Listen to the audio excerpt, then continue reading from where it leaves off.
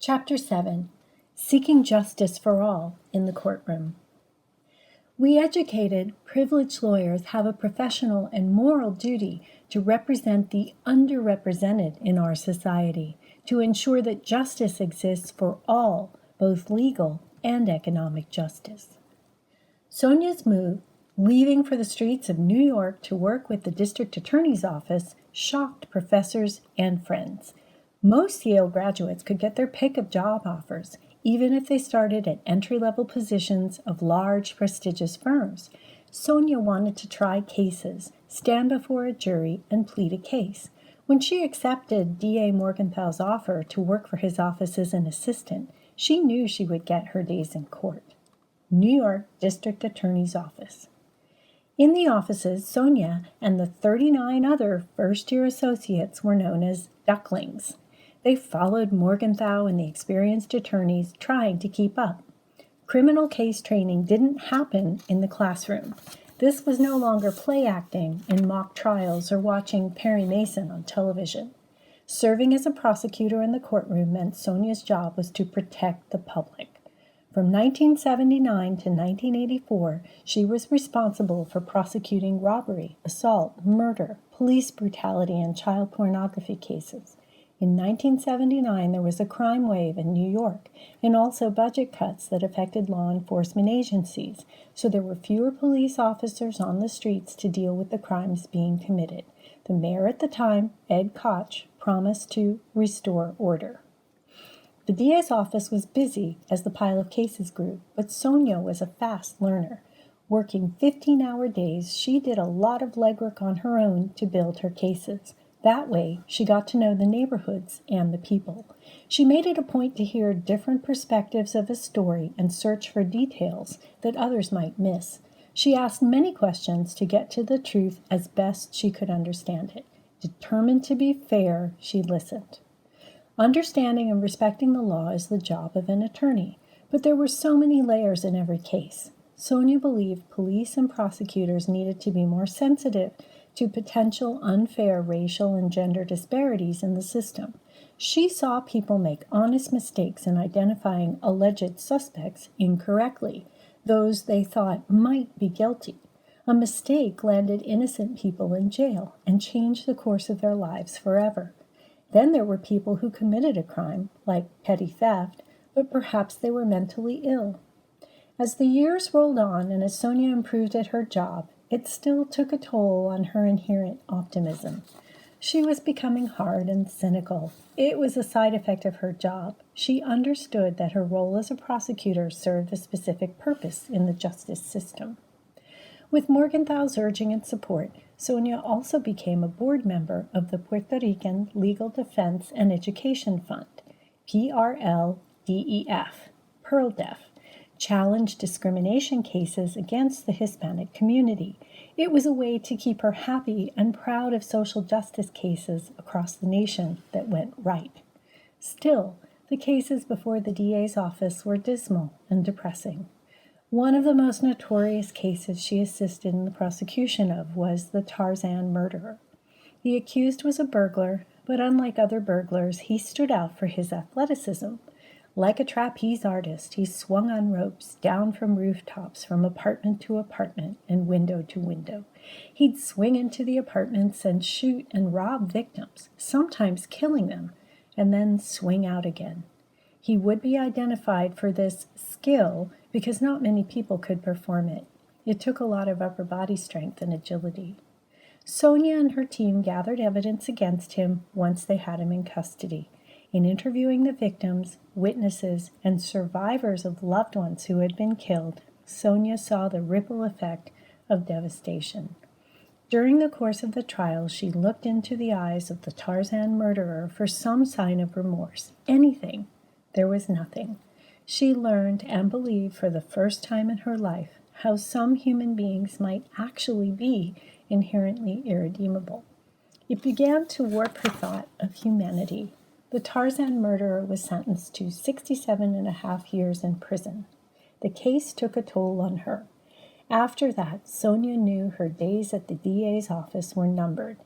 Even though in one of her job evaluations she was described as a potential superstar, in 1984 she left to start working for private practice. The law takes a toll at home. The three worlds of study, work, and marriage started to separate for Sonia. The daily grind and strenuous hours took a toll. Her husband, Kevin, also realized that no matter how hard he worked, he might not ever be as successful as her. Being so independent, she would never need him. They didn't see that as a negative factor, just as a natural fact of their relationship and who they were as individuals. Sonia said, "I loved him and I knew he loved me, but did I need him the way he needed me to? No, we were the best of friends, but it wasn't fair to him or to me." Sonia knew marriage was about compromise and that it was okay when marriages failed. Some women believed they could have it all, career and marriages, giving 100% to both. After trying that, she leaned more toward the belief of needing to live a life that asks, "What makes you happy?" rather than, "Can you have it all?" In 1983, Kevin and Sonia amicably divorced. They would each go on to find happiness and fulfillment on their own terms and in their own careers. Sonia remained single. They did not have children. Although she sometimes thought about the decisions, the choices was one she elected not to take. Her role as a godmother to several children gave her fulfillment in that area of her life.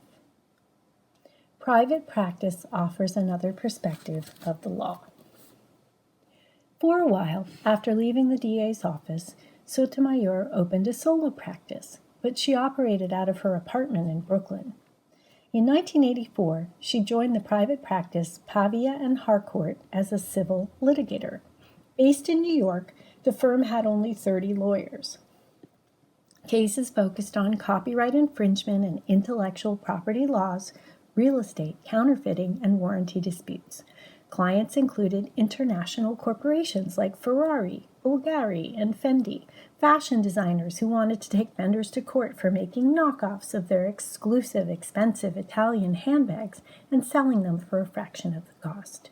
At Pavia and Harcourt, Sonia found more mentors in George Pavia, the Jewish refugee founder's son, David Botwinick, the partner who was the go-to for any questions on ethics, and Fran Bernstein, who became a friend and female ally. Sonia learned about collaborative, transparent sharing of sources and developing an environment that was comfortable and personable, but where the team got the job done for its clients. No matter what kind of cases Sonia was representing, she still found law fascinating. In the practice of law, there are rules that establish a minimum standard of acceptable conduct, what the law permits. Those were guidelines, standards, and rules that were the law of the land, that all Americans should follow unless there were some extenuating circumstances that could prove otherwise. When Pavia and Harcourt hired her, she promised she would stay with them for as long as she remained in private practice. Botwinick asked that she stay at least until she was tapped to become a Supreme Court justice. At first, she thought he was joking, but he wasn't. It was the first time anyone in her field had ever seen the deepest secret in her heart, had ever believed that she had the capability to get there. When she became a partner after Fran's death, it was bittersweet. She wanted to make her proud. The promise made her push herself even more. Besides her work in the office, she began to take on a bigger role in the community and make a difference at another level in public service. Sonia was appointed by Governor Mario Cuomo to the State of New York Mortgage Agency and served until 1992. Mayor Ed Koch also appointed her to the New York City Campaign Finance Board and to the Board of Directors of the Puerto Rican Legal Defense and Education Fund. Sonia learned another valuable thing. Being more open about herself showed her who her true friends were. All along her career journey, she'd kept her diabetes secret. She did not want to show weakness or vulnerability. They didn't even know about it until she started fading at parties and at work. It was at her 37th birthday when Sonia hit a sugar low and had to ask for help. The card she'd written and kept close but hidden had to be pulled out of her wallet. It read, "I have diabetes. I am not drunk. If I am unconscious or acting strangely, I may have low blood sugar. Emergency treatment. I need sugar immediately." After that, she never kept her disease a secret again. Being open about it helped others who suffered from it, especially children, to not feel ashamed and stay strong in difficult circumstances. She was able to go about her work and still continue on her career path. The doors to the courtroom were about to burst open for Sonia. Her friend and mentor, Dave Botwinick's words about the Supreme Court rained down over her like a blessing.